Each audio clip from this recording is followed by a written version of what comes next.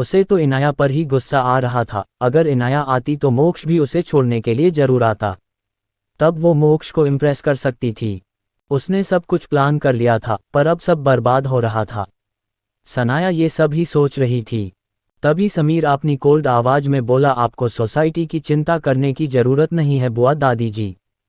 किसी की इतनी औकात नहीं है जो इनाया के बारे में कुछ बोल सके। और वो दोनों जल्द ही शादी करने वाले हैं, तो अगर वो मोक्ष के घर में रुकती है तो इससे कोई प्रॉब्लम नहीं है। जब राजवंश फैमिली को उनकी घर में उनकी होने वाली बहू की रहने से कोई प्रॉब्लम नहीं है, तो किसी और को प्रॉब्लम होने का सवाल ही नहीं उठता है। और ऐसा कौन है जो राजवंश फैमिली की होने वाली बहू पर सवाल उठा सकता है? समीर की बात सुनकर बुआ दादी जी और सनाया दोनों ही हैरान हो गई। इसका क्या मतलब? क्या राजवंश फैमिली को मोक्ष और इनाया की रिश्ते के बारे में पता है, और क्या उन लोगों ने इनाया को अपनी बहू के रूप में एक्सेप्ट कर लिया है? पर इस कैसे हो सकता है? इनाया जैसी गंवार और बचपन से अनाथ आश्रम से रहने वाली लड़की को राजवंश फैमिली जैसी इतनी बड़ी फैमिली अपनी बहू के रूप में कैसे एक्सेप्ट कर सकते हैं? सौदामिनी जी हैरान होकर बोली, क्या तुम कहना क्या चाहते हो? क्या राजवंश फैमिली को इनाया और मोक्ष के रिलेशन के बारे में पता है? और क्या उन लोगों में मोक्ष और इनाया को साथ रहने की परमिशन दे दिया है? पर इस कैसे हो सकता है? वो तो कितनी बड़ी फैमिली है, वो इनाया को कैसे अपनी बहू के रूप में एक्सेप्ट कर सकते हैं? सनाया भी बोली, हाँ दादी माँ सही बोल रही है, वो तो एशिया की सबसे रिचेस्ट फैमिली है। वो कैसे इनाया को एक्सेप्ट कर सकते हैं? ये कहते हुए उसका दिल गुस्से और जलन से जल रहा था। इनाया की किस्मत इतनी अच्छी क्यों है कि मोक्ष जैसा इंसान उसे प्यार करता है। वहीं उन दोनों की बात सुनकर सबकी आंखें छोटी हो गई। दादाजी भी इस बार सौदामिनी को आंखें छोटी करके देख रहे थे। दर्शित थोड़े गुस्से से बोला, आपकी कहने का मतलब क्या है? क्यों मेरी बहन को राजवंश फैमिली को एक्सेप्ट नहीं करना चाहिए था? उसकी बात सुनकर और सबको ऐसे गुस्से से अपनी तरफ देखता देख सौदामिनी जी हड़बड़ा गई। उन्होंने अपनी दांत भींच लिया। फिर आपने आप को संभालते हुए बोली, आरे में तो बस उसकी भलाई के बारे में सोचकर बोल रही थी। मुझे लगा वो अभी बच्ची है, उसे पता नहीं कि बड़े खानदान में कैसे बिहेव करना है। मुझे बस चिंता थी कि शायद राजवंश फैमिली उनकी रिश्ते को एक्सेप्ट नहीं करेंगे। तो मोक्ष राजवंश ने अगर बाद में उसे छोड़ दिया तो बेचारी की दिल टूट जाएगा ना। और तब तक सोसाइटी में सबको ये भी पता चल चुका होगा कि इनाया और मोक्ष राजवंश साथ में थे, तब उसकी फ्यूचर का क्या होगा? मैं तो बस यही सोच रही थी, पर लगता है आप सब ने मेरी बातों को गलत समझ लिया है। ये कहकर वो उदास होने की नाटक करने लगी, पर अंदर ही अंदर वो गुस्से से उबल रही थी। यही हाल सनाया और तान्या की भी था। बस बहुत हुआ, तुम्हें मेरी पोती के बारे में सोचने की जरूरत नहीं है। मोक्ष बहुत अच्छा बच्चा, और इस दुनिया में तो उन दोनों को कोई अलग नहीं कर सकता, क्योंकि मोक्ष इनाया को खुद से कभी दूर नहीं करने वाला। इसलिए उनकी रिश्ते के बारे में सोचना छोड़कर खुद की पोती पर ध्यान दो। उसे ये भी नहीं पता कि कब कहाँ और क्या बोलना चाहिए। अब सब चुपचाप खाना खाए, दादी माँ ने कड़क आवाज में कहा। तो सब खाना खाने लगे। सौदामिनी ने और सनाया ने भी अपनी मुंह बना लिया, क्योंकि वो जानते थे कि अब वो प्रभा जी को कुछ नहीं कह सकते थे। उन्हें अच्छे से पता था प्रभा जी कितनी कैपेबल है। वो तो अपनी बातों से रविकांत जी को भी चुप करवा देती थी, तो वो किस खेत के मूली है। डिनर करने के बाद सब अपने अपने रूम में चले गए। वहीं नंदिनी रूम में पहुंची तभी उसे तेजस की तरफ से कॉल आया। तेजस का कॉल देखकर वो शर्मा गई। 2 दिन पहले ही तेजस ने उसे प्रपोज किया था, पर उसने अभी तक तेजस को कोई जवाब नहीं दिया था। उसने कॉल रिसीव कर लिया तो दूसरी तरफ से तेजस की आवाज आई, बेबी अब तुम्हारा टाइम खत्म हो गया, अब मुझे जवाब चाहिए। तेजस ने नंदिनी को आज रात 9 बजे तक ही टाइम दिया था। जैसे ही 9 बज गई उसके बाद तेजस ने नंदिनी तो कॉल किया। वो इस वक्त बहुत बेचैन था। उसे डर था कि कहीं नंदिनी उसे मना ना कर दे। उसकी आवाज से बेचैनी साफ झलक रही थी, जिसे नंदिनी भी महसूस कर सकती थी। क्या हुआ बेबी, तुम कुछ बोल क्यों नहीं रही हो? देखो तुम बस मुझे एक मौका दो, आई प्रॉमिस मैं तुम्हें खुद से प्यार करने के हजारों वजह दूंगा। नंदिनी की आवाज ना सुनकर दूसरी तरफ से तेजस ने बेचैन होकर कहा। जैसे उसे डर हो कि कहीं इनाया उसे मना ना कर दे। वहीं उसकी ऐसी हड़बड़ाती और बेचैन भरी आवाज सुनकर नंदिनी को हंसी आ गई। वो तेजस को टीज करते हुए कोल्ड आवाज में बोली, और आप मुझे कैसे खुद को प्यार करने की वजह देंगे मिस्टर सबरवाल? उसकी कोल्ड आवाज सुनकर तेजस और भी डर गया और हकलाते हुए बोला, मैं वो सब कुछ करूंगा जो तुम्हें पसंद हो। और जो तुम्हें पसंद नहीं मैं वो सब कुछ छोड़ दूंगा, तुम मुझे खुद को साबित करने का एक मौका तो दो। उसकी हकलाती हुई आवाज़ सुनकर नंदिनी हंसने लगी। उसे इस वक्त तेजस की फेशियल एक्सप्रेशन के बारे में सोचकर हंसी आ रही थी। वहीं नंदिनी की खिलखिलाती हुई आवाज़ सुनकर तेजस को सुकून मिला। फिर उसे समझ आ गया कि नंदिनी बस उसे चिढ़ा रही है। तो वो चिढ़ते हुए बोला, इसका मतलब तुम मुझे टीज कर रही थी। उसकी बात सुनकर नंदिनी अपनी हंसी को रोकने की कोशिश करते हुए बोली, ऑफ कोर्स मिस्टर तेजस सबरवाल। उसकी बात सुनकर तेजस की होंठों पर भी स्माइल आ गई। वो खुशी से बोला, इसका मतलब तुम्हारी तरफ से हाँ है, मतलब तुम मेरी गर्लफ्रेंड बनने के लिए मान गई। उसकी बात सुनकर नंदिनी बोली, हाँ, पर ज़्यादा खुश मत हो जाए। मुझे एक परफेक्ट प्रपोजल चाहिए, उसके बाद ही मैं मानूंगी। इतना कहकर उसने फ़ोन रख दिया और अपनी फ़ोन को रखकर तेजस के बारे सोचकर ब्लश करने लगी। अगर रितिका या बाकी दोनों यहाँ होते तो नंदिनी की लाल गाल देखकर उसे जरूर टीज करते। वहीं तेजस तो खुशी से झूम रहा था। वो अपनी बेड से बच्चों की तरह कूदते हुए बोला, येस फाइनली वो अब सिर्फ मेरी है। अब मैं भी देखता हूँ कि कॉलेज में कौन मेरी बेबी के आसपास आता है। मुझे भी मोक्ष के तरह नंदिनी से जल्दी शादी कर लेनी चाहिए, ये सेफ रहेगा। उसे समझ ही नहीं आ रहा था कि वो क्या करे, अपनी खुशी इस वक्त वो किसके साथ शेयर करे। इसलिए वो जल्दी से नीचे चला गया। नीचे रोहिणी जी और मनन जी सोफे पर बैठे थे। तेजस जल्दी से पीछे से अपनी मोम की गले से लग गया। फिर खुशी से आकर उनके पास बैठ गया। उसे इतना खुश देखकर रोहिणी जी और मनन जी ने एक दूसरे को देखा। रोहिणी जी ने तेजस को देखकर पूछा, क्या हुआ, आज तुम इतने खुश क्यों लग रहे हो। तेजस खुशी से बोला, मोम आप भी सुनकर खुश हो जाएंगी, आज आपकी बहू ने मेरी प्रपोजल को एक्सेप्ट कर लिया। तेजस ने ये बहुत प्राउड स्माइल लिए कहा, दे से कहना चाहता हो, देखा आपका बेटा कितना काबिल है, अब तो आपको अपने लिए बहू ढूंढने की जरूरत ही नहीं पड़ेगी। उसकी बात सुनकर रोहिणी जी भी खुश हो गई। मनन जी ने बस सिर हिला दिया। रोहिणी जी बोली, चलो तुमने पहली बार कोई अच्छा काम तो किया और हम गुड न्यूज तो दिया, वरना मुझे तो लगा था कि मैं अपनी बहू को देखे बिना ही मर जाऊंगी। उनकी बात सुनकर तेजस थोड़े गुस्से से बोला, मोम आप ये कैसी बात कर रहे हैं, आप ऐसी बातें आगे से कभी भी मत करना। रोहिणी जी को पता चल गया कि उनके बेटे को मरने वाली बात पर गुस्सा आ रहा है। वो हंसते हुए बोली, ठीक है मैं कभी नहीं कहूंगी, पर तुम जल्द से जल्द मेरी बहू को हमारे घर ले आओ। उनकी बात सुनकर तेजस की होंठों पर भी स्माइल आ गई। वो तो बहुत जल्दी इस घर में आएगी ही। वहीं मेहरा मैंशन में गेस्ट रूम में सौदामिनी जी अपनी फ़ोन को हाथ में लिए देख रही थी। तभी उनकी फ़ोन पर कॉल आया, तो उन्होंने जल्दी से कॉल रिसीव कर लिया और बोली, तुमने इतनी देर तक मेरा फ़ोन क्यों नहीं उठाया। यश बेटा क्या तुम ठीक हो, और यहाँ इतना सब कुछ हो गया, इस बारे में मुझे पता ही नहीं है। तभी दूसरी तरफ से एक शांत आवाज़ आई, रिलैक्स माँ, आप इतना टेंस क्यों हो रही हैं। फ़ोन के दूसरी तरफ कोई और नहीं बल्कि यशराज ठाकुर था। उसकी बात पर सौदामिनी जी बोली, तुम मेरी फ़ोन नहीं उठा रहे थे इसलिए मैं परेशान थी। वैसे भी यहाँ कुछ ठीक नहीं है, और तुम्हारी बेटी तो अभी तक सबके दिल में जगह नहीं बना पाए। ऊपर से वो लड़की इनाया, वो कुछ ज़्यादा ही चालक है। अगर वो नहीं होती तो सब कुछ ठीक होता। तान्या अगर इस घर की इकलौती बेटी होती तो सब कुछ हमारा होता।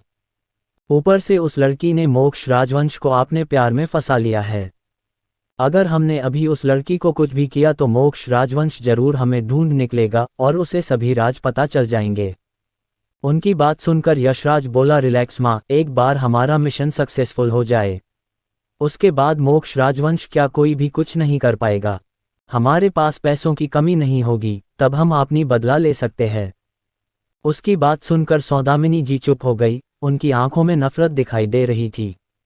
वहीं दूसरी तरफ मोक्ष और इनाया मोक्ष की रूम में थे और एक दूसरे में खोए हुए थे। मोक्ष हंगरली इनाया को किस कर रहा था। उसका हाथ सैडिक्टिव वे में इनाया की प्यार बॉडी पर घूम रही थी। दोनों की बॉडी इस वक्त बिना कपड़ों की थी। सुबह मोक्ष ने इनाया को जो लव बाइट दिया था, उसकी माँ कभी भी इनाया की बॉडी पर थी। उसकी बर्फ जैसी मुलायम बॉडी आर पर उसकी बाइट मार्क मोक्ष को बहुत खूबसूरत लग रहा था। मोक्ष धीरे धीरे इनाया की बॉडी के आपने बाइट मार्क को ही किस और सक करने लगा, जिस वजह से इनाया और भी मदहोश होती जा रही थी। उसकी आहें उस रूम में गूंज रही थी और उसकी ये मीठी आहें हमेशा की तरह मोक्ष को इस वक्त और भी पागल बना रही थी। धीरे धीरे मोक्ष उसकी नेक से उसकी सीने तक आ गया और उसकी आभारों को सहलाने लगा। फिर अपनी होंठ उसने उसकी सीने पर रख दिया और किस और सक करने लगा। पर उसकी आंखें इनाया की बंद पलकों पर थी। मोक्ष ने थोड़ा जोर से इनाया की सीने पर बाइट कर लिया, जिस वजह से इनाया की मुंह से सिसकी निकल गई। उसने आंखें खोलकर देखा तो उसकी आंखें इनाया की आंखों से जा मिली। मोक्ष उसे एक टीजिंग स्माइल लिए देख रहा था। उसे मुस्कुराते देखकर इनाया को गुस्सा आ रहा था। मोक्ष इनाया की सीने को एक साथ से प्रेस करते हुए बोला, तुम्हारी खूबसूरत आंखें सिर्फ मेरे ऊपर होनी चाहिए बीबी। इतना कहकर वो फिर से इनाया की सीने को सक करने लगा। इनाया को तो शर्म आने लगी थी। धीरे धीरे मोक्ष इनाया की सीने से होते हुए बेली तक आ गया और उसकी बेली को किस और सक करने लगा। इनाया की सांसें तेज हो रही थी। तभी मोक्ष इनाया के ऊपर आ झटके से उसके अंदर इंटर कर गया, जिस वजह से इनाया की चीख निकल गई। मोक्ष ने इनाया की होंठ पर अपने होंठ रख दिए और मूव करने लगा। दोनों एक दूसरे के प्यार में ऐसे ही डूब गए। दोनों को एक दूसरे के बाहों में सुकून मिल रहा था। उनका प्यार रात के 3 बजे जाकर रुका। मोक्ष तो अभी भी सेटिस्फाई नहीं था। वो तो इनाया से और भी डर तक प्यार करना चाहता था। पर इनाया थक गई थी, इसलिए उसने इनाया को छोड़ दिया और उसे अपनी बाहों में कर लेट गई। इनाया के सोते ही मोक्ष की आंखों में को जेंटलनेस और कॉम एक्सप्रेशन था, वो तुरंत बदल गया। इनाया को देखते हुए इस वक्त उसकी आंखों में पागलपन और इनाया को सबसे छीन लेने की चाह झलक रहा था। वो इनाया की गाल को सहलाने लगा। वो क्या सोच रहा है ये तो किसी को शायद कभी पता ना चले। तभी उसका फ़ोन वाइब्रेट होने लगा तो उसने इनाया को प्यार से बेड पर सुलाया और टॉवल लपेटकर फ़ोन लेकर बालकनी में चला गया। मोक्ष ने कॉल रिसीव कर लिया। उधर से कुछ बोला गया, जिसे सुनकर मोक्ष का चेहरा और भी गंभीर और कोल्ड हो गया। वो सीरियस होकर बोला, पता करो कि आखिर वो क्या करने वाले हैं और हो सके तो उन सब पर नज़र रखो, खास करके इंटरनेशनल की सभी इलीगल गैंग्स पर नज़र रखो। ट्रांसपोर्टेशन और इल्लीगल डीलिंग पर भी नज़र रखो और कुछ भी बड़ा हो तो तभी एक्शन लो और बाकी टीम को भी इन्फॉर्म करो। इतना कहकर उसने फ़ोन रख दिया। फिर कुछ सोचते हुए वो अंदर आ गया। इनाया को देखते ही उसकी सीरियस चेहरा नॉर्मल हो गया। उसकी बेचैनी दे से एक पल में ही खत्म हो गई। वो इनाया की साइड में बेड से टेक लगाए बैठ गया और इनाया की माथे को प्यार से चूम लिया। इनाया की फेस पर नींद में ही स्माइल आ गई। सिर्फ मोक्ष ही था जिसकी बाहों में और खुशबू में इनाया बिना किसी चिंता की सो जाती थी। सिर्फ मोक्ष के सामने ही वो अपना गार्ड डाउन कर देती थी, वरना इनाया सोते हुए भी अलर्ट रहती थी। मोक्ष इनाया की खुशबू को अपने अंदर समा रहा था। तभी साइड टेबल पर रखा इनाया की फ़ोन वाइब्रेट होने लगा। मोक्ष ने एक नज़र ईसानी की फ़ोन को देखा, जिस पर नकुल का नाम शो हो रहा था। इतनी रात को नकुल का कॉल आता देख मोक्ष की आंखें छोटी हो गई। उसे बिल्कुल पसंद नहीं था कि कोई भी उसकी बीबी को डिस्टर्ब करे। वो फ़ोन को डे से ही काटने वाला था। फ़ोन ऑटोमेटिकली कट गया। मोक्ष ने उसे फिर से टेबल पर रखा ही था कि उसकी फ़ोन फिर से रिंग आने लगा। इस बार भी कॉल नकुल की तरफ से था। ये देखकर मोक्ष और भी इरिटेट हो गया। उसने एक नज़र इनाया को देखा, फिर इनाया की फ़ोन को हाथ में लेकर बालकनी में चला गया। वो खुद नकुल से बात करना चाहता था। अगर कोई अर्जेंट मैटर हुआ तो ही वो इनाया को इन्फॉर्म करेगा। और फ़ोन रिसीव कर लिया। वो शांत रहा तो उधर से नकुल की आवाज़ आई जो बहुत सीरियस था, बॉस सॉरी, मैंने आपको इतनी रात को डिस्टर्ब किया, पर यह बात बहुत ज़रूरी है। ये बहुत ही सस्पिशियस बात है। कुछ दिन से कुछ गैंग कुछ अजीब हरकतें कर रहे हैं और कुछ इलीगल लैब बहुत तेज़ी से एक्टिव हो रहे हैं। ये बिना किसी रीजन का तो नहीं होगा। और कुछ दिनों से कुछ गैंग के बीच टकराव हो रहा है। कुछ सीक्रेट मीटिंग भी हो रही है। मैंने उन इलीगल लैब को हैक करने को जैकी को बोला था, पर हैरानी की बात यह है कि उन छोटी छोटी लैब की सिक्योरिटी को इस बार ना ही जैकी और ना ही हमारे टीम मेंबर एक्सेस कर पाए। जरूर कुछ बड़ा हो रहा है बॉस, वरना वो लोग इतने एडवांस टेक्नोलॉजी कभी नहीं लगा पाते, और वो भी तीनों इलीगल लैब में। आप जैकी की स्किल तो अच्छी तरह से जानती है, ऊपर से वो बच्चों की तरह बिहेव कर रहा है कि जब दूसरों को पता चलेगा कि दुनिया का इतना बड़ा हैकर नाइट एक छोटे से लैब की सिस्टम को क्रैक नहीं कर पाया। जब उससे कुछ नहीं हुआ तो अब आप ही कुछ कर सकती है। अब आप ही उनकी सिस्टम को एक्सेस कर सकती है। नकुल की इतनी बातें कहने के बाद भी मोक्ष ने एक भी शब्द नहीं बोला। बॉस क्या आप कॉल पर है? क्या मेरा फ़ोन खराब हो गया है? मुझे बॉस की बातें सुनाई क्यों नहीं दे रही है? नकुल फ़ोन को देखकर दूसरी तरफ खुद से बड़बड़ा रहा था। तभी मोक्ष की कोल्ड आवाज़ उसकी फ़ोन से सुनाई दी, हेलो। मोक्ष की आवाज़ सुनकर नकुल हैरान हो गया। वो खुद से ही बोला, ये बॉस की फ़ोन से मिस्टर राजवंश की वॉइस क्यों सुनाई दे रही है, कहीं मेरा कान खराब तो नहीं हो गया है ना। वो कभी फ़ोन को तो कभी नंबर को देख रहा था। गिर बदब कर बोला, नहीं ये तो बॉस की ही नंबर है। इसका मतलब बॉस मिस्टर राजवंश के साथ है इस वक्त। वो हड़बड़ा कर बोला, सॉरी मिस्टर राजवंश, मुझे आप दोनों को डिस्टर्ब नहीं करना चाहिए था। नकुल मन ही मन खुद को कोस रहा था कि उसने कितनी गलत टाइमिंग में फ़ोन किया था, वो भी इतनी रात को। उसे भूलना नहीं चाहिए था कि अब उसकी खूंखार बॉस वैसी नहीं है जैसी पहले थी। पहले उसकी बॉस कभी कभी रात रात भर सोती नहीं थी, एक्सपेरिमेंट और प्रोजेक्ट करने में बिजी रहती थी। तो कोई भी अर्जेंट मैटर हो तो इनाया ने ही उन्हें किसी भी वक्त फ़ोन करने को कहा था। पर वो ये कैसे भूल गया कि अब उसकी बॉस की शादी हो गई है, वो भी इस दुनिया की सबसे बड़ी डेविल से, जिसकी दिल में कोई दया नहीं थी। वो सिर्फ उनकी बॉस के लिए ही सॉफ्ट था। नकुल को तो अब डर लग रहा था कि कहीं मोक्ष उसे गलत ना समझ ले। ऊपर से उसने दूसरी तरफ से कुछ सोचे बिना जी सभी बातें इनाया सोचकर मोक्ष के आगे बक दिया था, जिस वजह से शायद उसकी बॉस भी उससे नाराज हो जाए। उसे ऐसा लग रहा था जैसे वो दोनों तरफ से फंस चुका है। मोक्ष बिना भाव के बोला, ये बात अभी इनाया को पता नहीं चलना चाहिए, अभी वो रेस्ट कर रही है। मोक्ष के मन में कुछ सवाल भी थे जो वो नकुल से पूछने लगा। मोक्ष को तो इस बारे में थोड़ी देर पहले ही उसके राइट हैंड ने कॉल करके बताया था, इसलिए तो वो थोड़ा गंभीर हो गया था। पर अपनी बीबी को इतने सुकून से सोता हुआ देखकर वो नहीं चाहता था कि अभी उसकी बीबी इस बात से परेशान हो। वो अभी खुद इस मैटर को हैंडल करना चाहता था। कुछ देर बात करने के बाद मोक्ष ने फ़ोन रख दिया, फिर रूम में आ गया। उसकी होंठों पर एक गहरी स्माइल थी। वो इनाया को देखते हुए बोला, नॉट बैड बीबी, मतलब तुम्हारी और कितनी पहचान है जो मुझे नहीं पता, हैकर शैडो। ये सोचते हुए उसे अपनी बीबी पर प्राउड फील हो रहा था। उसने नकुल को धमकी देकर उससे बात निकाल लिया था। ऐसे तो उसे पता था कि उसकी बीबी हैकर है, पर उसे ये नहीं पता था कि वो दुनिया की सबसे बड़ी हैकर होगी, जो हैकर बोर्ड में टॉप पर हैं। उसने फ़ोन को टेबल पर रख दिया और इनाया को बाहों में लेकर सो गया। सुबह का वक्त मेहरा मैंशन में सब हॉल में बैठे थे। सौदामिनी जी और सनाया कल की वजह से गुस्से से तमतमाई हुई थी। वहीं तान्या भी बहुत गुस्से में थी, पर वो चुपचाप मासूम बनकर अपनी सजा को एक्सेप्ट करके काम कर रही थी। सनाया पूरी तरह से तैयार होकर बैठी थी। उसे लग रहा था आज तो मोक्ष इनाया को छोड़ने जरूर यहाँ आएगा। यही सोचकर उसने एक हॉट सी ड्रेस पहनी हुई थी। तभी मोक्ष और इनाया एक साथ अंदर आए। उनके साथ जैकी भी था। जैकी मुंह लटकाए हुए इनाया की पीछे पीछे आ रहा था। वहीं मोक्ष को देखकर सनाया की आंखों में चमक आ गई, पर इनाया और मोक्ष के हाथ एक दूसरे से उलझे हुए देखकर एक पल में वो चमक चली भी गई। उसे इनाया से जलन और नफरत हो रही थी। वो अभी इनाया को धक्का देकर खुद मोक्ष के करीब हो जाना चाहती थी। इनाया को देखकर दादाजी दादी माँ ने उसे अपने पास बुलाया। इनाया ने उन्हें प्यार से ग्रिट किया, फिर तीनों जाने लगे। आज जैकी भी बहुत चुपचाप था। दादी माँ हंसते हुए बोली, अरे जैकी बेटा, क्या हुआ है, क्या तुम हमसे नहीं मिलोगे? आज इतने चुप क्यों हो? क्या इनाया ने तुम्हें कुछ कहा है? उनकी बात सुनकर जैकी का चेहरा जो लटक गया था वो तुरंत खिल गया और वो हंसते हुए बोला, अरे प्यारी दादी माँ, एक आप ही है जिन्हें मेरी चिंता है। ये कहकर वो जाकर दादी माँ के पास बैठ गया। उसे मौका मिल गया था अपनी बॉस की डांट से बचने का, क्योंकि उसने बहुत बड़ी गड़बड़ी कर दी थी जब कल रात में वो लैब की सिस्टम को क्रैक नहीं कर पाया। तो गुस्से में उसने इनाया की नई बनाई हुई सिस्टम चिप को लैपटॉप में डाल दिया और उनकी बेस की आसपास जाकर उससे उनकी सिस्टम को वायरस के थ्रू उनकी डेटा फाइल को चोरी करने की कोशिश करने लगा।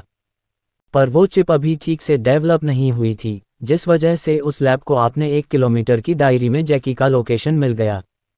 वो वहां से भाग पाता उससे पहले वो सब उसकी गाड़ी की करीब आ गए थे और उन्होंने फायरिंग करना स्टार्ट कर दिया था। ये तो अच्छा हुआ सही टाइम पर नकुल वहां पहुंच गया, वरना जैकी ज़्यादा देर तक उनसे फाइट नहीं कर पाता। सुबह उठते ही सांसें पी इनाया को जैकी की इस बेवकूफ़ी के बारे में पता चला। नकुल ने उसे कल की सभी बातें बता दिया, जिस वजह से वो इस वक्त जैकी पर बहुत गुस्सा थी, इसलिए उसने जैकी को बुला लिया था। वो सुबह से इनाया की गुस्से को यहाँ तक आते हुए झेल रहा था। जैकी को तो लग रहा था आज उसकी बॉस उसकी जान ले लेगी। कल वो उन सब दुश्मनों की हाथों बच गया, पर आज उसकी बॉस ही उसे मार डालेगी। तो एक दिन की जिंदगी का क्या फ़ायदा, पर अब दादी माँ के रूप में उसे एक उम्मीद मिली थी। वो जानता था, दादी माँ के पास वो जब तक रहेगा तब तक वो बिल्कुल सेफ रहेगा। इनाया अच्छे से समझ गई थी कि जैकी उसकी डांट से बचने की कोशिश कर रहा है। अब तो वो दादी माँ के साथ किसी फेविकोल की तरह ही चिपक गया था। अब तो वो आसानी से यहाँ से नहीं उठने वाला। इनाया मोक्ष को लेकर जाने लगी, पर तभी सनाया स्माइल करते हुए उन दोनों के सामने आकर खड़ी हो गई। उसकी नज़र असल में तो मोक्ष को ताड़ रही थी। वो शर्माने की नाटक करते हुए बोली, आप मोक्ष राजवंश है ना? वैसे कल तो मैंने आपको अपना इंट्रोडक्शन दिया ही नहीं। फिर ना चाहते हुए भी वो मुस्कुराते हुए इनाया की तरफ जलन से देखते हुए बोली, क्या तुम मुझे अपने बॉयफ्रेंड से नहीं मिलवाओगी? उसकी बात सुनकर और उसकी नज़र अपने हब्बी पर देखकर इनाया का तो खून खौल रहा था। वो डिजिस्टिंग नज़रों से सनाया की तरफ देखकर बोली, उसे तुम जैसी कचरे की ढेर को जानने की कोई ज़रूरत नहीं है। इनाया की इंसल्टिंग बातें सुनकर सनाया की चेहरा काला पड़ गया। वहीं यही हाल सौदामिनी जी का था। उन्हें लगा नहीं था कि इनाया मोक्ष के आगे ऐसी बात करेगी। वहीं तान्या को तो पहले से ही पता था कि इनाया और मोक्ष दूसरों की बेइज्जती करने से पहले सोचते भी नहीं है। तुम सनाया के बारे में ऐसे कैसे बोल सकती हो? क्या तुम अपनी मैनर्स भूल गई हो? एटलीस्ट तुम्हें मिस्टर राजवंश के सामने तो ऐसे बातें नहीं करना चाहिए, सौदामिनी जी ने आपने दांत पीसते हुए कहा। सनाया भी बोली, हाँ इनाया, तुम्हें ऐसी बातें नहीं करना चाहिए। जो भी हो, मैं तुम्हारी बड़ी बहन हूँ। तभी मोक्ष घिन से उन दोनों को देखते हुए बोला, मेरी बीबी की कोई बहन नहीं है। अगर होती भी तो भी वो तुम्हारी जैसी कचरा नहीं होती। फिर सौदामिनी जी की तरफ बिना देखे बोला, मेरी बीबी ने ऐसे भी कुछ गलत नहीं कहा। बाकी मेरी बीबी में बहुत मैनर्स है। अगर नहीं भी होती तो भी मुझे कोई प्रॉब्लम नहीं है। मैं तो चाहती हूँ मेरी बीबी और बिगड़ जाए, इससे किसी को कोई प्रॉब्लम नहीं होना चाहिए। ये कहकर वो इनाया को लेकर चला गया। वहीं उसकी बात सुनकर सौदामिनी जी का चेहरा काला पड़ गया। उन्हें लगा नहीं था कि मोक्ष भी इनाया की साथ देगा और उन्हें ऐसे बेइज्जत करेगा। वहीं सनाया की चेहरे पर तो स्माइल दे से जम सी गई थी। क्या उसकी हॉटनेस का मोक्ष पर कोई फर्क नहीं पड़ा? पर उसकी सूजे हुए गाल और 1 केजी मेकअप के साथ स्माइल करते हुए वो किसी चुड़ैल से कम नहीं लग रही थी। वहीं जैकी उन्हें गुस्से से देख रहा था। ये दोनों होते कौन है? उसकी बॉस को मैनर्स सीखने वाले। वो उन दोनों की मुंह नोच लेना चाहता था। उसे तो ये दोनों तान्या से भी बड़ी डायन लग रही थी। वो दादी माँ की तरफ देखकर मुंह बनाते हुए बोला, दादी माँ, ये पागल बूढ़ी जैसी दिखने वाली आंटी कौन है और ये मेकअप से पुती चुड़ैल कौन है? मैंने तो आज से पी इन दोनों को यहाँ कहीं नहीं देखा। उसकी बात सुनकर दादी माँ को हंसी आ गई। दर्शित भी स्माइल कर रहा था, क्योंकि उसे जैकी का नेचर पता था कि वो कैसा इंसान है। एक तो मुंह पर ही सबकी बेइज्जती कर देता था, तो भला वो इन दोनों को क्यों छोड़ता, जो उसके सामने ही उसकी बॉस को टारगेट कर रही थी। वहीं जैकी की बात सुनकर सौदामिनी जी और सनाया की चेहरा काला पड़ गया। ये लड़का है कौन जो उनके ही घर में उनकी बेइज्जती कर रही है? सबसे ज्यादा गुस्से में तो सौदामिनी जी थी। वो गुस्से से बोली, भाई ये बदतमीज लड़का कौन है? क्या इसे बिल्कुल भी मैनर्स नहीं है कि कब कहाँ और क्या बोलना चाहिए? ये हमारे ही घर में आकर मेरी बेइज्जती कर रही है और आप सब उसे कुछ भी नहीं बोल रहे हैं। पहले तो इनाया ने मेरी और सनाया की बेइज्जती की, फिर भी मैंने उसे दिल पर नहीं लिया क्योंकि वो इस घर की बेटी थी। पर ये लड़का भी आज मेरी और मेरी पोती की बेइज्जती कर रहा है, वो भी सबके सामने। फिर भी आप चुपचाप सब देख रहे हैं, इसका मतलब मैं क्या समझूं? अगर आप नहीं चाहते हैं कि मैं और मेरी पोती इस घर में रहे तो आप बोल दीजिए, मैं सनाया को लेकर यहाँ से चली जाऊंगी, सौदामिनी जी ने रोने का नाटक करते हुए कहा। दादाजी कुछ बोलते उससे पहले जैकी जोर जोर से हंसते हुए बोला, दादाजी क्या ये बूढ़ी आंटी आपकी बहन है? पर ये आपके जैसी बिल्कुल भी नहीं लग रही है। आजकल इतना गहना कौन पहनता है? ऐसा लग रहा है जैसे ये बूढ़ी आंटी किसी पुरानी युग की 3rd ग्रेड थीम पार्टी से आ रही है। फिर सनाया की तरफ देखकर बोला, इसे देखकर तो मैं पहले डर गया था। ये तो इस तान्या से भी ज्यादा भयानक दिख रही है। ऐसा लग रहा है जैसे कोई चुड़ैल 10 किलो मेकअप लगाकर खड़ी हो। उसकी बात सुनकर सनाया का चेहरा काला पड़ गया। क्या वो इस वक्त इतनी बदसूरत लग रही है? क्या उसका मेकअप बुरा लग रहा है? उसने तो आज सांसे ज्यादा मेकअप किया था और इसका खास रीजन था अपनी सूजे हुए गाल को छुपाना और मोक्ष को अपनी तरफ अट्रैक्ट करना। तो क्या इसलिए मोक्ष ने उसे एक नज़र देखा तक नहीं, क्योंकि वो इस वक्त बदसूरत लग रही है? ये सोचकर सनाया को गुस्सा आ रहा था। उसे इन सब की वजह भी सिर्फ इनाया लग रही थी। अगर वो उसे नहीं मरती तो उसे ना तो चोट लगती और ना ही उसे उस चोट को छुपाने के लिए ज़्यादा मेकअप करना पड़ता और ना ही वो बदसूरत लगती। उसे इस वक्त बस यही लग रहा था कि कैसे भी करके वो अपनी चेहरे की सूजन को कम कर दे। वहीं जैकी की बातें सुनकर रेहान और अयान अब और खुद को रोक नहीं पाए और जोर जोर से हंसने लगे, क्योंकि उन्हें भी सनाया आज किसी चुड़ैल से कम नहीं लग रही थी, पर वो बुआ दादी जी के सामने ये बोल नहीं पा रहे थे और ना ही हंस पा रहे थे, पर जैकी की कहने के बाद वो खुद को रोक ही नहीं पाए। उन्हें जैकी की बातें बिल्कुल सही लगा। सौदामिनी जी का लुक हमेशा ऐसा ही था, जो उन्हें सूट तो बिल्कुल भी नहीं करता था। ऊपर से उनकी भरी शरीर की वजह से वो सोने का गहना जिसमें वो लदी हुई थी बहुत अजीब लगता था। पर वो राजस्थान से थी और रजवाड़ी खानदान में उनकी शादी हुई थी, इसलिए सबको लगता था कि वहाँ ये नॉर्मल होगा, पर सच तो सिर्फ सौदामिनी जी जानती थी। सौदामिनी जी सिर्फ अपनी अमीरी दिखाने के लिए ही इतना सारा गहना पहनती थी, ऊपर से इसमें से ज़्यादातर तो वो अपने बेटे यशराज के काले पैसे से खरीदती थी। रेहान और अयान को हंसता देख जैकी बोला, दादाजी क्या मैंने कुछ गलत कहा? फिर रेहान और अयान की तरफ देखकर बोला, तुम दोनों भी मेरे बातों से एग्री करते हो ना? जैकी की बातें सुनकर रेहान और अयान दोनों चुप हो गए। वो मन ही मन तो हाँ बोलना चाहते थे, पर बोल नहीं पा रहे थे, क्योंकि सौदामिनी जी उन्हें खा जाने वाली नज़रों से देख रही थी। ऊपर से जैकी तो कुछ भी कहने के बाद भी बचकर निकल जाएगा। उन्हें पता था दादाजी और दादी माँ जैकी को कुछ नहीं बोलने वाले, ऊपर से उनकी बहन इनाया तो जैकी को सबसे बचा लेगी। पर उनका क्या होगा? अगर उन्होंने जैकी की बातों में हाँ बोल दिया तो उन्हें कौन बचाएगा? उनकी बहन तो उन्हें बचाने से रही। ये सोचकर दोनों ने ना में सिर हिला दिया और दोनों एक साथ बोले, मुझे तो एक जोक याद आ गया। दोनों को एक ही बात कहता देख सब उन्हें अजीब नज़रों से देखने लगे। वहीं रेहान और अयान भी एक दूसरे को देख रहे थे। क्या तुम्हें भी यही बहाना मिला? क्या तू कोई दूसरा बहाना नहीं सोच सकता था? दोनों मन ही मन एक दूसरे को कोस रहे थे। वहीं सबको पता था कि ये दोनों बस झूठ बोल रहे हैं। सौदामिनी जी और सनाया भी ये बात अच्छी तरह से जानती थी। दोनों ने गुस्से से अपनी मुठिया भींच लिया। उन्हें अब जैकी के साथ साथ रेहान और अयान पर भी गुस्सा आ रहा था। दादाजी सौदामिनी जी को समझाते हुए बोले, मिनी तुम जैकी की बातों का भरा मत मानो, वो अभी बच्चा है और उसे नहीं पता कि तुम कौन हो, इसलिए उसने तुम्हें ये सब मजाक में बोल दिया। उसका कोई और इरादा नहीं है। फिर जैकी की तरफ देखकर बोले, बदमाश बच्चे, तुम्हें बड़ों से इस तरह बात नहीं करनी चाहिए, वो तुमसे उम्र में कितनी बड़ी है। वहीं उनकी बात सुनकर सौदामिनी जी का गुस्सा कम होने की जगह और भी बढ़ गया। वो मन ही मन बेइज्जती और नफरत से जल रही थी। जब दादाजी ने बोला कि ये जैकी है इनाया के असिस्टेंट, पर इनाया इसे अपना छोटा भाई मानती है, ये सुनकर तो सौदामिनी जी और भी गुस्से से भर गई।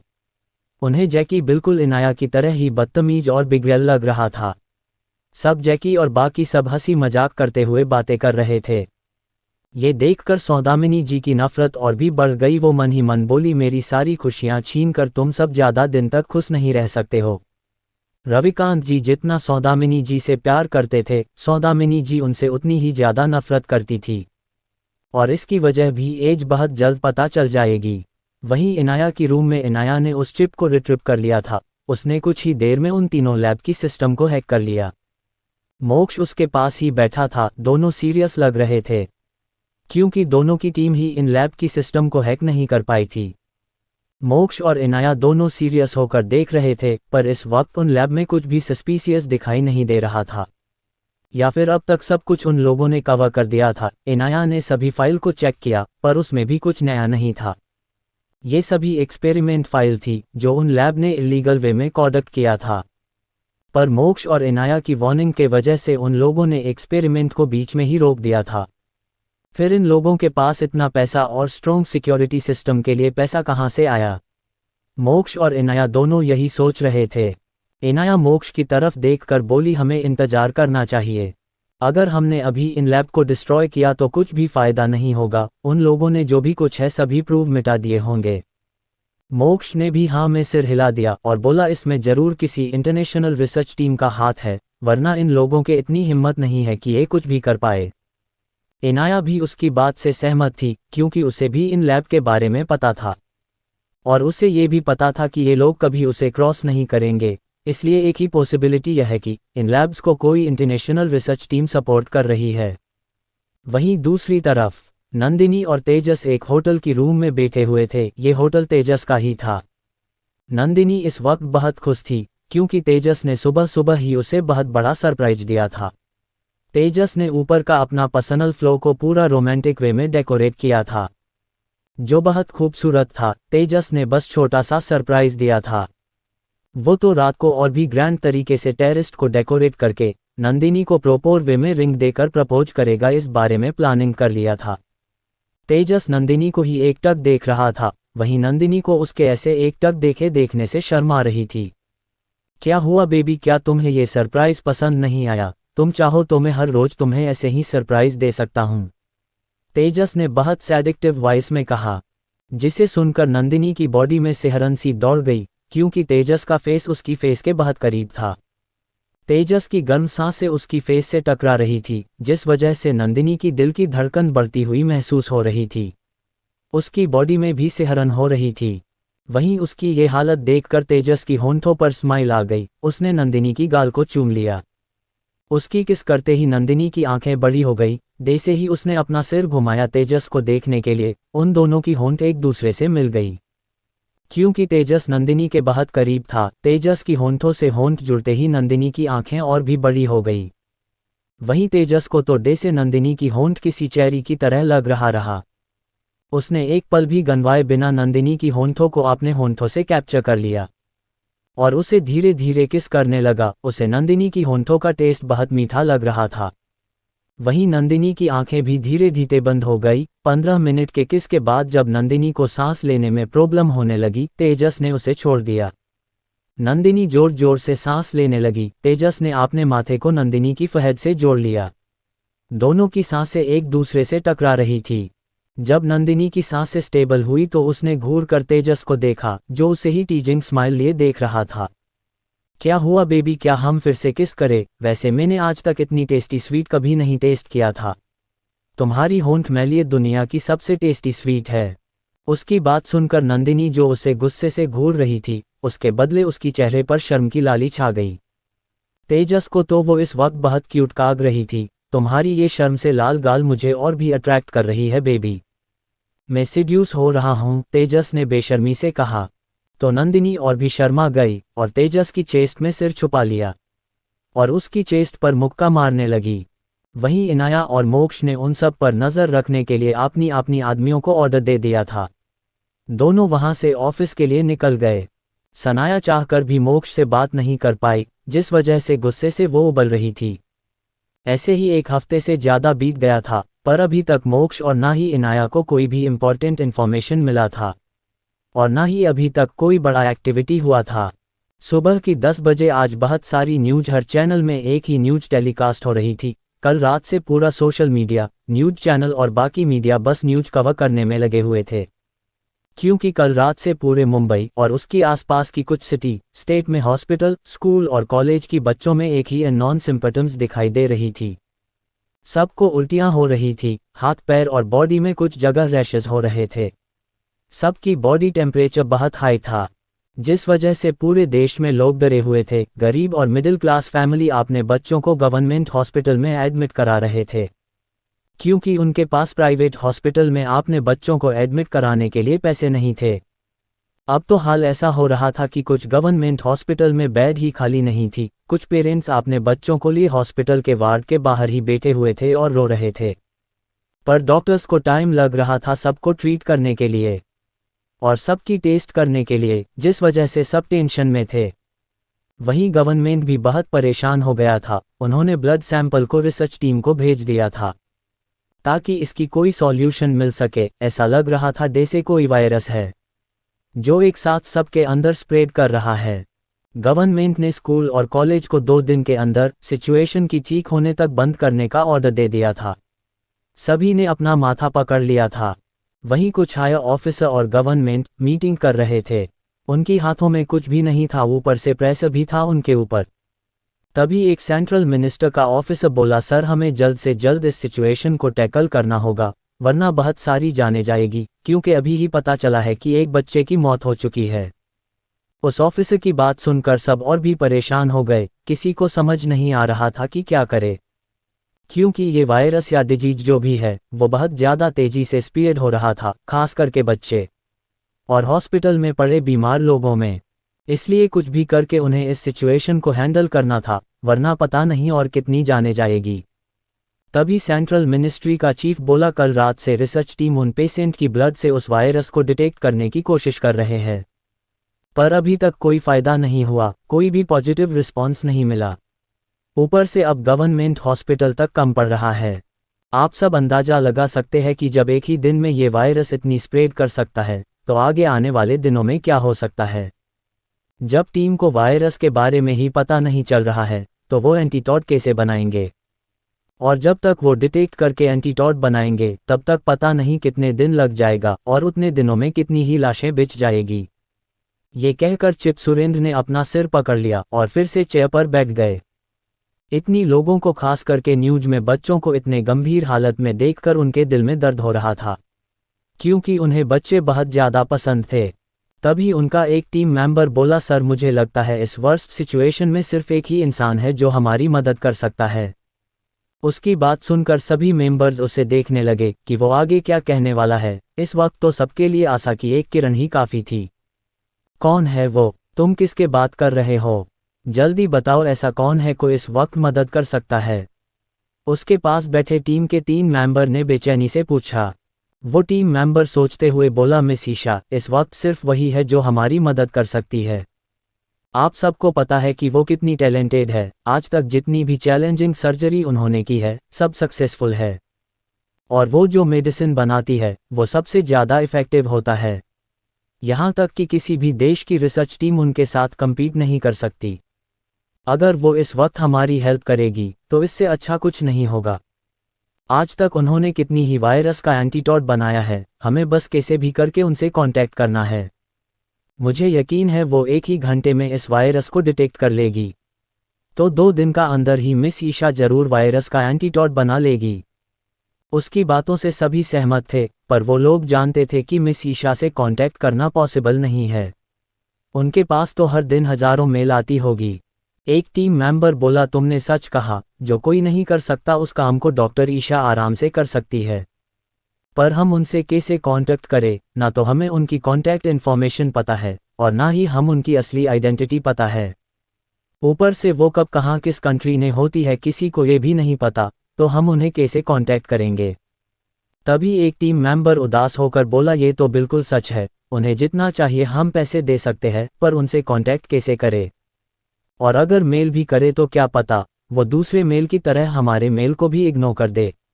ऐसे भी दुनिया के सबसे अमीर से अमीर लोग उनसे अपना इलाज करवाना चाहते हैं, तो क्या उन्हें पैसों की कमी होगी? सब हताश थे। फिर भी वो टीम मेंबर जिसने पहले मिस ईशा से हेल्प लेने को बोला था वो बोला, हमें पहले कोशिश करनी ही चाहिए। उसकी बात सुनकर चीफ सुरेंद्र जी बोले, ठीक है, डॉक्टर ईशा से कांटेक्ट करने की कोशिश करो। तभी सुरेंद्र जी का फ़ोन रिंग हुआ तो उन्होंने कॉल रिसीव कर लिया। उधर से कुछ बोला गया, कुछ देर बात करके सुरेंद्र जी ने फ़ोन रख दिया और भी तनाव में आ गए। उन्हें इतनी टेंशन में देखकर एक टीम मेंबर बोला, क्या हुआ चीफ? क्या कोई और बुरी न्यूज़ है? उसकी बात सुनकर चीफ सुरेंद्र ने गहरी सांस लिया, फिर बोले, हाँ, ये केस लगातार बढ़ती जा रही है। बाकी के सिटी में भी लोग एडमिट हो रहे हैं और हॉस्पिटल अब लोगों को और भर्ती नहीं कर सकता, डॉक्टर्स भी कम पड़ रहे हैं। 2 और लोगों की मौत हो चुकी है। ऊपर से जो डॉक्टर्स पेशेंट को चेक कर रहे हैं, उनकी ब्लड सैंपल कलेक्ट कर रहे हैं, उन्हें ये वायरस ज़्यादा जल्दी इफेक्ट कर रहा है। अब तक अलग अलग हॉस्पिटल में से हर हॉस्पिटल में 1-2 डॉक्टर्स भी इस वायरस से इन्फेक्ट हो चुके हैं। ये वायरस बहुत ज़्यादा तेज़ी से अटैक करती है। कुछ बच्चों की पेरेंट्स को भी ये इन्फेक्ट कर चुका है। गवर्नमेंट भी प्रेशर बना रही है। अब तो situation he out of control हो रही है। ऊपर से रिसर्च टीम को भी अभी तक कुछ भी पता नहीं चला। अब डॉक्टर ईशा से मदद लेने के सिवा कोई ऑप्शन नहीं है। उन्हें मेल करो, देखो कि वो कहाँ है और क्या इस वक्त वो मदद यहाँ आकर कर सकते हैं। उनकी बात सुनकर एक टीम मेंबर ने डॉक्टर ईशा की आईडी पर मेल किया और सिचुएशन को अच्छे से एक्सप्लेन किया। किसी को उम्मीद नहीं थी कि डॉक्टर ईशा इसमें मदद करेगी या नहीं, पर इस वक्त वही उनकी लास्ट होप थी। सब मायूस थे कि तभी उस लैपटॉप में डॉक्टर ईशा की तरफ से मेल आया, I already know about this situation and I have already detected the virus, I will make an antidote for it सून। आप सब तब तक बस एक अलर्ट और कुछ रिस्ट्रिक्शन जारी कीजिए। जो लोग ऑलरेडी इस वायरस से इन्फेक्टेड है वो ज़्यादा से ज़्यादा वाटर कंज्यूम करे और अपनी टेम्परेचर को कम करने के लिए मेडिसिन ना ले, और ध्यान रखिए जिस जगह पर रैशेस हुआ है उसे कुछ भी करके ज़्यादा टच ना करे। फैमिली को पेशेंट से दूर रहने को बोलिए, वरना जल्दी ही बाकी सब भी उस वायरस से इन्फेक्ट हो जाएंगे। उसके बाद ये वायरस हवाओं में भी फैल जाएगी, धीरे धीरे पेशेंट का ब्रेन डेड हो जाएगा।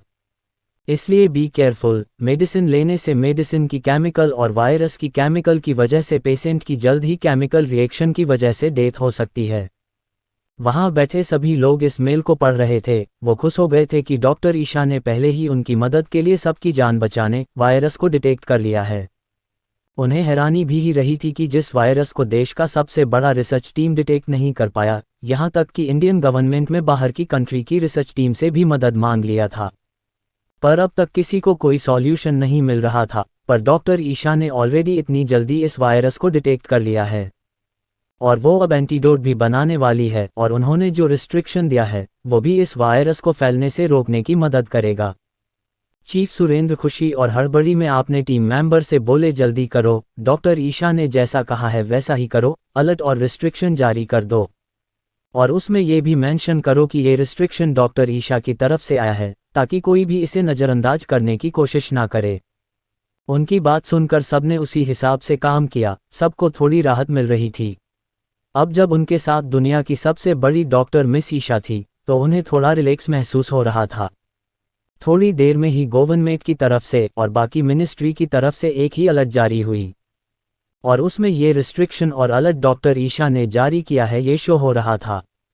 ये देखकर प्यार मीडिया और सोशल मीडिया पर हंगामा मच गया था। सब डॉक्टर ईशा की रूल्स और रिस्ट्रिक्शन को फॉलो कर रहे थे, क्योंकि चाहे वो इंसान गरीब ही क्यों ना हो, पर सबको डॉक्टर ईशा की नाम पता था और उनकी मेडिकल एक्सपर्टीज और नॉलेज के बारे में पता था।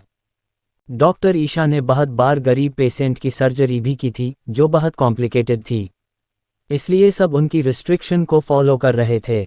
उन्हें पता था कि अब जब डॉक्टर ईशा खुद एंटीडोट बना रही है तो सक्सेस जरूर मिलेगी, बस तक तक बर्दाश्त करना है। पर क्या इतने सारे बच्चे और बाकी पेशेंट तब तक जिंदा रह पाएंगे, बस यही सवाल था। उसके कुछ देर बाद ही फिर से हंगामा मच गया। न्यूज में बार बार यही दिखाया जा रहा था कि डॉक्टर ईशा ने क्वीन फार्मा के साथ कोलैबोरेट किया है। क्वीन फार्मा ने मिस ईशा की बात मानकर क्वीन फार्मा ने उनके अंदर आने वाली सभी प्राइवेट हॉस्पिटल में पेशेंट को एडमिट करने के लिए बड़ा कदम उठाया है। ये देखकर सब और भी खुश हो गए, क्योंकि अब तक गवर्नमेंट हॉस्पिटल पूरी तरह से भर चुका था। इस वक्त वहां डॉक्टर भी कम पड़ रहे थे। मिडिल क्लास और गरीब घर के लोग अपने पेशेंट को प्राइवेट हॉस्पिटल में भर्ती नहीं करा सकते थे, जिस वजह से वो सब गवर्नमेंट हॉस्पिटल पर डिपेंड थे। पर डॉक्टर ईशा की वजह से अब वो आराम से अपने बच्चे, माँ बाप को क्वीन की प्राइवेट हॉस्पिटल में भर्ती करा सकते थे। वो ये भी जानते थे कि ये सब सिर्फ मिस ईशा की वजह से हो पा रहा है, इसलिए सब इस वक्त डॉक्टर ईशा को आशीर्वाद दे रहे थे। वहीं इंडियन गवर्नमेंट और सारे हायर ऑफिशियल के लोग भी काफ़ी खुश थे, क्योंकि उन्हें भी समझ नहीं आ रहा था कि इतने सारे पेशेंट को वो कैसे संभाले। वहीं तभी एक और न्यूज सबके ऊपर किसी बम की तरह गिरी। न्यूज में डॉक्टर ईशा की पब्लिक अकाउंट से एक पोस्ट अभी किया गया था जो बार बार न्यूज में दिखाया जा रहा था। उस पोस्ट में डॉक्टर ईशा ने बाकी सभी प्राइवेट हॉस्पिटल को मदद करने को बोला था, गरीब और मिडिल क्लास पेशेंट को फ्री में एडमिट करने को बोला था, और जो भी हॉस्पिटल मदद करेगा उन सभी हॉस्पिटल को डॉक्टर ईशा की तरफ से कैंसर पेशेंट और ब्रेन ट्यूमर पेशेंट और ऑर्गन फेलुआ पेशेंट के लिए 6 महीने तक उनकी बनाई मेडिसिन को आधे प्राइस में दिया जाएगा। ये न्यूज देखकर तो सब हैरान थे, डॉक्टर ईशा कितनी अच्छी है। आपने इतनी महंगी दवाएं सिर्फ आधे प्राइस में देने को तैयार है, सिर्फ लोगों की मदद करने के लिए। पूरा सोशल मीडिया टेलीकास्ट चैनल में कमेंट्स की बाढ़ आ गई थी। सब डॉक्टर ईशा की तारीफ कर रहे थे कि डॉक्टर ईशा कितनी अच्छी इंसान है, लोगों के बारे में कितना सोचती है। वहीं उस न्यूज के बाद ही एक और न्यूज आए, राजवंश फैमिली की सभी स्टेट में मौजूद प्राइवेट हॉस्पिटल में पेशेंट को फ्री में एडमिट करा सकते हैं। ये न्यूज देखकर तो सब आए भी खुश हो गए। वहीं ये ऑर्डर तो मोक्ष ने आपने अंदर सभी हॉस्पिटल और राजवंश फैमिली के हॉस्पिटल को दिया था। अब जब उसकी बीबी लोगों के मदद करने के लिए इतना सब कुछ कर रही थी, वो भला कैसे पीछे हट जाता। थोड़ी देर में सभी प्राइवेट हॉस्पिटल ने सभी पेशेंट के लिए फ्लो खाली करवा दिया, बाकी पुराने पेशेंट को उन लोगों ने दूसरे फ्लो पर शिफ्ट कर दिया। भला डॉक्टर ईशा की बनाई हुई मैजिकल दवाई जो पूरे दुनिया में भी नहीं मिलती, जिसकी कीमत लाखों में है, अब उन्हें मिल रहा था वो भी 6 महीनों तक आधे दाम में। तो भला वो सब खुश कैसे ना होते अगर डॉक्टर ईशा की बनाई हुई दवाई जो सोने से भी कीमती है वो 10% कम में मिलता तो भी सभी हॉस्पिटल और डॉक्टर्स मदद करने के लिए राजी हो जाते। तो यहाँ तो इतना ज़्यादा पैसा उनका बच रहा, वो भी 6 महीनों तक, जिस वजह से सब खुश थे। सभी हॉस्पिटल के बाहर कुछ रिपोर्टर्स खड़े न्यूज़ को टेलीकास्ट कर रहे थे, क्योंकि इस बीच और 6 लोगों की मौत हो चुकी थी। अब तो सबकी आस बस डॉक्टर ईशा पर थी। वहीं राजवंश मैंशन में सब हाल में बैठकर टीवी देख रहे थे, अपनी बहू के बारे लोगों के मुंह से तारीफ और लोगों को उसे आशीर्वाद देते हुए देखकर सब खुश थे। पर उन्हें इन लोगों के लिए भी दुख हो रहा था जो इस वायरस से इन्फेक्ट हो गए थे, खास करके छोटे बच्चे। उन्हें अपनी बहू की डिसीजन लेने की एबिलिटी और इतना इन्फ्लुएंस और स्ट्रॉन्ग मेंटालिटी देखकर प्राउड फील भी हो रहा था। मोक्ष, इस वक्त इनाया कहाँ है? कल्पना जी ने चिंता से पूछा। तो मोक्ष बिना भाव के बोला, क्वीन फॉर्मा में। वो इस वक्त वायरस पर रिसर्च कर चुकी है, अब वो एंटीडोट बना रही है। मोक्ष के दिल में भी दर्द हो रहा था, पर सिर्फ ये सोच कर के उसकी बीबी कितना थक गई होगी। उसने तो उसे अपने पास आने से भी मना कर दिया, वरना एक इस वक्त अपनी बीबी के पास होता। मोक्ष की बात सुनकर कल्पना जी ने अपना सिर हिला दिया। उनकी बहू इस वक्त पूरे देश की लोगों की मदद कर रही है, ये उनके लिए एक प्राउड की बात थी। पर उन्हें इनाया की चिंता भी बहुत हो रही थी कि कहीं उस वायरस के कांटेक्ट में आकर इनाया को कोई प्रॉब्लम ना हो। दादी माँ बोली, बस हमारी बच्ची सेफ रहे, मुझे और कुछ नहीं चाहिए। इस वक्त पूरा देश की उम्मीद हमारी बच्ची पर टिकी हुई है और मुझे पता है हमारी पोता बहू उस उम्मीद को टूटने नहीं देगी, दादाजी ने इनाया की तारीफ करते हुए कहा। तो दक्ष बोला, आपने बिल्कुल सही कहा दादाजी, हमारी भाभी सबसे ज़्यादा टैलेंटेड है, उनकी जीनियस माइंड के साथ तो कोई कम्पीट ही नहीं कर सकता। इतने सारे रिसर्च टीम और साइंटिस्ट तो उस वायरस को डिटेक्ट भी नहीं कर पाए, पर हमारी भाभी ने ये कितनी जल्दी कर दिया। और तो और वो एंटीडोट भी बना रहे हैं और सभी प्राइवेट हॉस्पिटल को भी उन्होंने आधे दाम में मेडिसिन देने को बोल दिया है। अब सुनिए, हमारी भाभी की बनाई हुई मेडिसिन को लेने के लिए ये सभी हॉस्पिटल जो कभी किसी मिडिल क्लास और गरीब घर के बच्चों को अपने हॉस्पिटल में आने नहीं देते, वो सभी हॉस्पिटल के से ज़्यादा इन्फेक्टेड लोगों को एडमिट करा रहे हैं। ये कहकर दक्ष ने मजाक उड़ाते हुए हंसा, क्योंकि सबको पता था कि वो हॉस्पिटल सिर्फ रिच फैमिली के लोगों का ट्रीटमेंट को प्रायोरिटी देते रहे। हाँ भाई, आप बिल्कुल सही कह रहे हैं, पर मुझे तो भाभी की चिंता हो रही है। इस वायरस पर रिसर्च करने से भाभी को बस कोई प्रॉब्लम ना हो, नव्या ने मायूस होकर कहा। घर में सब चिंता में थे, पर इतने लोगों को ऐसे मरते हुए कोई नहीं देख सकता था। उनकी बहू लोगों को बचाने का काम कर रही है और वो एक डॉक्टर को उसकी काम करने से तो नहीं रोक सकते थे ना। कनक जी मोक्ष से बोली, एक काम करो, अगर हमारे कॉर्पोरेशन या किसी कंपनी के स्टाफ इस वायरस से इन्फेक्ट है तो उन्हें पैसों से मदद करो। फिर दक्ष और नव्या की तरफ देखकर बोले, और आप दोनों आज दिन भर कहीं बाहर नहीं जाओगे? उनकी बात पर दोनों ने हाँ में सिर हिला दिया। नव्या बोली, भाभी ने हमें पहले ही रिस्ट्रिक्शन दे दिया था। तभी अखिलेश जी ने मोक्ष को देखते हुए पूछा, वैसे क्या इनाया ने क्वीन फॉर्मा के साथ कोलैबोरेट कर लिया है, या वो पहले ही कोलैबोरेशन में थे? क्योंकि इनाया ने जयदेव अंकल को भी क्वीन फॉर्मा की लैब में बनाई गई दवाई प्रोवाइड किया था, या फिर क्वीन फॉर्मा को इनाया ने इस वक्त कोई बेनिफिट दिया है? वरना इतनी बड़ी फॉर्मा कंपनी और उसकी हॉस्पिटल चेन ऐसे ही तो बिना फ़ायदा के सबकी फ्री ट्रीटमेंट तो नहीं कर रहा होगा। तुम हमारी बहू की मदद क्यों नहीं करते? वो कितना पैसा खर्च कर रही है इस वक्त सबकी जान बचाने के लिए। तुम उसे जितना चाहे पैसा और बेस्ट इक्विपमेंट प्रोवाइड करो ताकि उसे कोई प्रॉब्लम ना हो। उनकी बात सुनकर मोक्ष का एक्सप्रेशन अजीब हो गया। वो अखिलेश की को तरफ देखकर बोला, वो खुद क्वीन फॉर्मा कंपनी की ओनर है, उसे आपने ही कंपनी को बेनिफिट देकर काम करवाने की क्या ज़रूरत है? वो वहाँ जो चाहे वो डिसीजन ले सकती है और वहाँ जो भी सारी दवायाँ बनती है सबका रिसर्च मेरी बीबी ही करती है। वो तो बाकी साइंटिस्ट सिर्फ उसकी रिसर्च की गई फॉर्मूला के ऊपर काम करके मेडिसिन बनाते हैं, तो मैं क्या इक्विपमेंट उसे प्रोवाइड करूं? मेरी बीबी की फॉर्मा कंपनी पूरी दुनिया में नंबर 1 पर है। उसके पास जो इक्विपमेंट है वो तो बड़े बड़े इंटरनेशनल रिसर्च इंस्टीट्यूट के पास भी नहीं है। और आपको क्या लगता है मैं मदद नहीं करना चाहता हूँ, पर मेरी बीबी को मेरे पैसों की ज़रूरत ही नहीं है। क्वीन फॉर्मा के पास ना तो फॉर्मूला की कमी है, ना ही महंगी दवाइयों की कमी है। अगर मेरी बीबी की फॉर्मा कंपनी से 1 साल तक भी फ्री में सभी हॉस्पिटल को मेडिसिन सप्लाई करना पड़े, तो भी मेरी बीबी आराम से कर सकती है। ये पैसा समुंदर से एक ग्लास पानी निकालने के बराबर होगी मेरी बीबी के लिए। तो मैं क्या मदद करूं? मेरे मदद के बिना भी मेरी बीबी सब कुछ संभाल सकती है। मोक्ष की सारी बातें सुनकर तो डे से वो सब सदमे में चले गए थे। इतनी बड़ी फॉर्मा कंपनी उनकी बहू की है। अफवाह है कि क्वीन फॉर्मा कंपनी के पास इतना पैसा है कि वो पूरे फॉर्मा इंडस्ट्री को रातों रात गायब कर सकते हैं। और उसकी बॉस एक मिस्टीरियस इंसान है जिसे आज तक किसी ने नहीं देखा है। क्योंकि ज़्यादातर पार्टी में क्वीन फॉर्मा की सीईओ जाह्नवी ही आती थी, उसकी ऑनर को किसी ने नहीं देखा। इसका मतलब उनकी बहू ही वो मिस्टीरियस पर्सन है कि भगवान, उनकी बहू की और कितनी आइडेंटिटी है।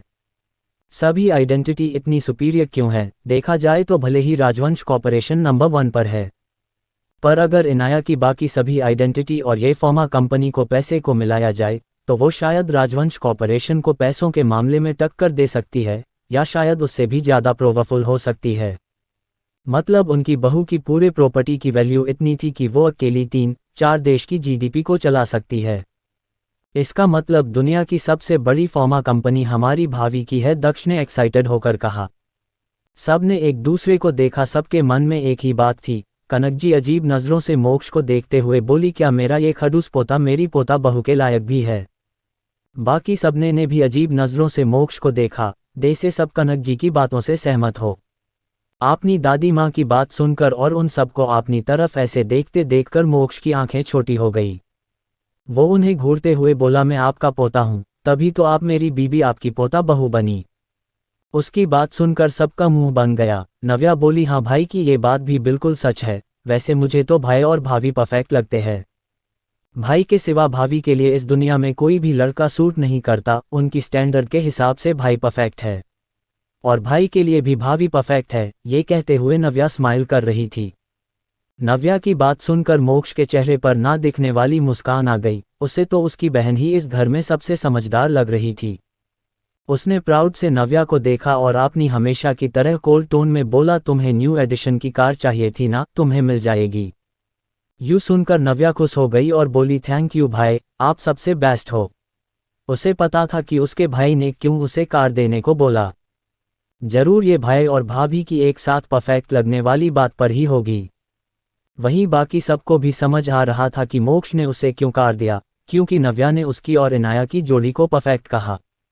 मोक्ष की हरकतें देखकर सबको हंसी आ रही थी। वहीं दक्ष को भी अपने भाई से गिफ्ट चाहिए था, इसलिए वो भी मोक्ष को मक्खन लगाते हुए बोला, बिल्कुल सच में भाई और भाभी की जोड़ी परफेक्ट है। ऐसी जोड़ी तो दुनिया में दूसरा कोई होगा भी नहीं।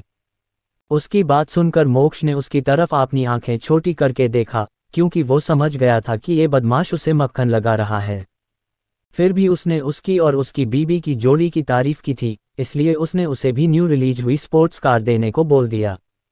दक्ष तो खुशी से झूम रहा था। मोक्ष के वहां से रूम में जाने के बाद दक्ष बोला, अगर पहले पता होता कि भाई और भाभी की तारीफ करने से इतना प्रॉफिट होगा तो मैं रोज भाई और भाभी की तारीफ करता। ये कहकर वो हंसने लगा। बाकी सब भी उसकी बातों से हंसने लगे। वहीं मेहरा मैंशन में सब हॉल में बैठे हुए थे, सिर्फ इनाया और नंदिनी को छोड़कर। इनाया तो रिसर्च में बिजी थी, वहीं नंदिनी को तेजस अपने घर अपने पेरेंट्स से मिलाने के लिए ले गया था। पर आज सुबह से जो सिचुएशन थी उसे देखकर रागिनी जी ने तेजस और नंदिनी को घर से बाहर जाने के लिए मना कर दिया था। सब नेट कर न्यूज देख रहे थे, सबके चेहरे पर परेशानी थी। एक तो ऐसी सिचुएशन, ऊपर से इनाया इस वक्त एंटीडोट बनाने में लगी हुई थी, इसलिए वो सब हद से ज़्यादा परेशान थे। उन्हें इस वक्त इनाया की बहुत चिंता हो रही थी। जिस हिसाब से और जितनी जल्दी ये वायरस स्प्रेड कर रहा था, पता नहीं उनकी बच्ची ठीक होगी भी या नहीं। सौदामिनी जी को नहीं पता था कि इनाया डॉक्टर ईशा है, क्योंकि जलन में अंधी होकर तान्या ने आपने डैड यशराज को नहीं बताया था कि इनाया की कितनी बड़ी आइडेंटिटी है। उसे लग रहा था कहीं उसके डैड भी उस इनाया को काबिल मानने ना लग जाए। सौदामिनी जी न्यूज को देखकर खुश थी। ये वायरस उनके बेटे यशराज के लिए पैसा कमाने का जरिया और इंटरनेशनल रिसर्च लैब और सबसे बड़ा इलीगल बिजनेस लेब और अलायंस से जुड़ने का मौका था। ऐसे भी अगर उन्हें इन्फेक्शन हो गया तो भी जब इस वायरस का एंटीडोट मिल जाएगा तो यशराज उन्हें वो एंटीडोट दे देगा, और ये एंटीडोट जल्दी ही वो रिसर्च टीम बना लेगा जिसने ये वायरस बनाया है। दूसरे लोग मरे या जिए उन्हें इससे कोई फर्क नहीं पड़ता था, जितने मरेंगे उनके लिए उतना ही प्रॉफिटेबल है। सौदामिनी जी को बाद इतना पता था, बाकी वो पैसे कैसे इस वायरस से कमाने वाले हैं ये तो सौदामिनी जी को नहीं पता था। पर डॉक्टर ईशा की सबकी मदद करता देख और एंटीडोट बनाने की कोशिश करते न्यूज देखकर सौदामिनी जी को गुस्सा आ रहा था। पर वो रिलैक्स थी क्योंकि यशराज ने कहा था कि इस वायरस का एंटीडोट कोई नहीं बना सकता। इस एंटीडोट को सिर्फ वही बना सकता जिसने इस वायरस को बनाया है, क्योंकि उसकी केमिकल और प्रॉपर्टीज कभी किसी को पता नहीं चलेगा। वहीं क्वीन फार्मा रिसर्च लैब में इनाया अभी एंटीडोट बनाने में लगी हुई थी। कल रात से उसने एक पल के लिए भी रेस्ट नहीं किया था। वहीं स्क्रीन पर बार बार फेल्ड शो हो रहा था, जिसे देखकर इनाया फ्रस्ट्रेटेड हो रही है। उसने वायरस को तो डिटेक्ट कर लिया था, पर उसे पता था ये वायरस नेचुरल नहीं है, इसे किसी ने बनाया है। अभी तक 2 बार एंटीडोट की केमिकल की वजह से रिसर्च फेल हो चुकी थी। इनाया ने इस बार एक अलग मेथड ट्राई किया। उसने ट्रेडिशनल आयुर्वेद और मॉडर्न मेडिसिन मिलाकर कुछ जड़ी बूटी और लाइस की पौधे को मिलाकर उस पर रिसर्च करना स्टार्ट कर दिया। बाकी सभी साइंटिस्ट फोकस के साथ इनाया को देख रहे थे, पर वो अपनी बॉस की मदद नहीं कर सकते थे, क्योंकि उन्हें पता था ये वायरस कितना खतरनाक है और उनमें से कोई भी इसका एंटीडोट नहीं बना सकता। पर उनकी बॉस ये जरूर कर सकती है। आज तक उनकी बॉस ने ऐसा कोई ट्रिकी और कॉम्प्लिकेटेड केस नहीं है जिसे सॉल्व ना कर पाए हो। 2 घंटे बाद सब चमकती हुई आंखों से स्क्रीन के तरफ देख रहे थे जहां रिसर्च सक्सेस शो हो रहा था। सभी रिसर्च टीम की मेंबर और साइंटिस्ट खुशी और एडमिरेशन भरी नज़रों से अपनी बॉस को देख रहे थे। यू आर ब्रिलियंट बॉस, आपने इतने कम टाइम में एंटीडोट बना लिया, एक रिसर्चर ने खुशी से कहा। तो एक और मेंबर ने कहा, बॉस तो है ही अमेजिंग, ये बस छोटी सी वायरस है, बॉस ने तो इससे भी खतरनाक वायरस का एंटीडोट बनाया है। बाकी टीम मेंबर भी इनाया की तारीफ करने लगे। ये सब इनाया को 3 सालों से जानते थे। सभी मेंबर इनाया से बड़े थे, फिर भी वो सब इनाया की रिस्पेक्ट करते थे, क्योंकि इनाया की नॉलेज उनसे बहुत आगे की थी। वो सब तो इनाया के सामने इतने सीनियर होकर भी बच्चे बन जाते थे। वहीं इनाया बहुत थकी हुई कह रही थी, थकान से उसकी चेहरा पीला पड़ गया था। पहले वो इतने टाइम तक रिसर्च करती थी, पर कभी उसे इतना थकान नहीं होती थी। पर इस वक्त वो एक्सिस्टेड फील कर रही थी और उसे ये अच्छे से पता था कि ये उसके साथ क्यों हो रहा है। उसे कल ही पता चला था। वो सोच ही रही थी, उसकी चेहरे पर इस वक्त थकान में भी एक मुस्कान थी। तभी सबकी आवाज़ से वो होश में आए और बोली, एंटीडोट तैयार है, इसे जितनी जल्दी हो सके लोगों तक पहुंचाने की कोशिश करो और सेंट्रल मिनिस्ट्री और गवर्नमेंट को इस बारे में इन्फॉर्म करो और हमारे हॉस्पिटल में भी जल्द से जल्द एंटीडोट पहुंचाओ। जाह्नवी को इन्फॉर्म करो और मेरे पास आने के लिए बोलो। जी बॉस, इतना कहकर सभी टीम मेंबर अपने काम पर लग गए। सब गवर्नमेंट को इन्फॉर्म करने लग गए ताकि उन्हें ट्रांसपोर्ट करने में मदद मिल जाए। नकुल भी वहां आ गया था। जैसे ही वो इनाया के पास पहुंचा, तभी इनाया वॉल से सटकर बैठ गई। ऐसे ही रोमांचक और इंटरेस्टिंग स्टोरी सुनने के लिए जुड़े रहे मेरे चैनल आरके नॉवल पॉडकास्ट के साथ।